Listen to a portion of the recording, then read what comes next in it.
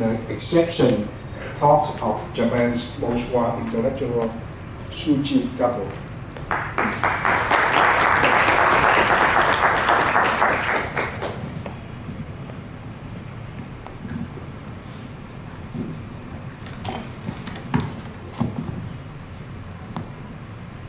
Liu Zheng. I want to take this opportunity to thank you for organizing this conference. It's my big pleasure to be here today.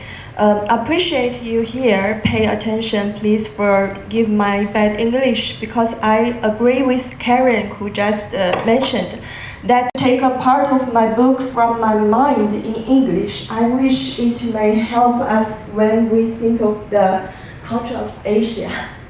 Okay.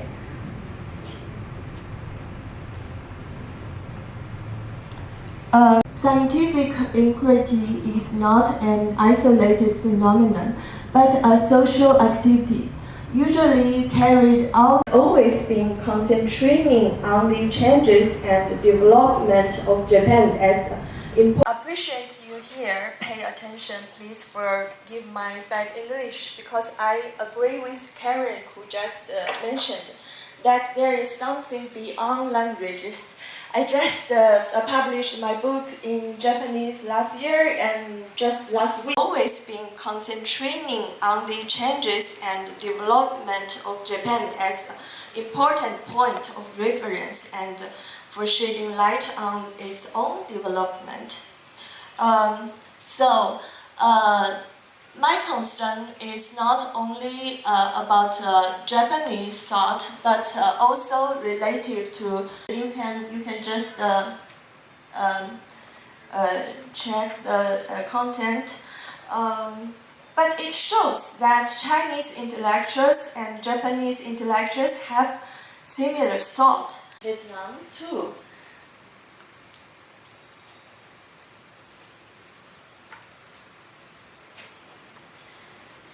As we all know, modernity is a topic that Asia has not been able to turn around of hybrid culture.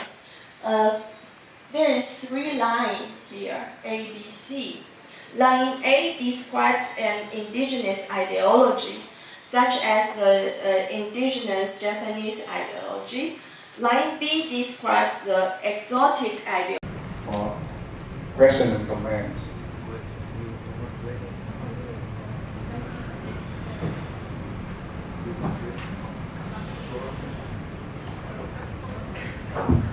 Hello.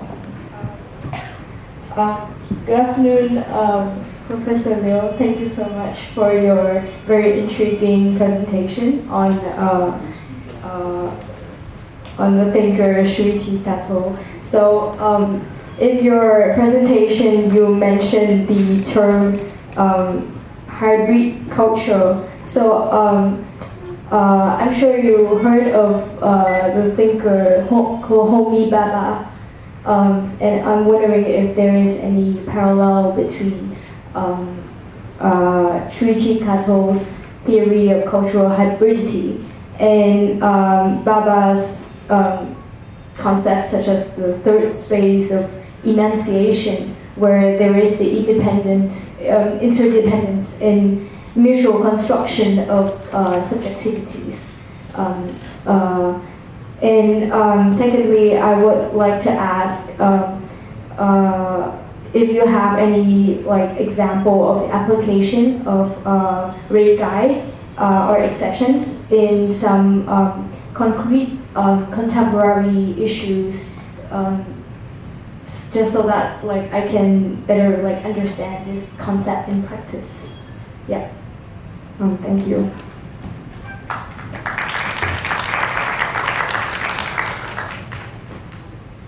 And that's my honor and big pleasure. The thinker you mentioned, Barbara, yes. To be honest, I'm not very know everything detail about. In the first point is ideological values, but this is the talk that has been given at the levels of emotion, not a talk like in the class on the page. It can be said that the writer's affections is the first and the last step in the process of building a work bar. And do you believe in this? Yes, thank you very much. It's first time you call me Zheng 老师. I'm so happy. My family name is Liu, but it's unique. Thank you. I will remember. Materials that we are reading, and I think that implies something into reading the clashes between cultures. Because here we live among a modern society. For example, in Vietnam, we live between the clash of cultures. Yeah, or maybe in Korean, Reigai. Yeah, for example, like Liu Zheng. Yeah, and yeah, as it means that something out of something different from what we take as norms, right? So from the perspective of a law researcher, I think this is of importance because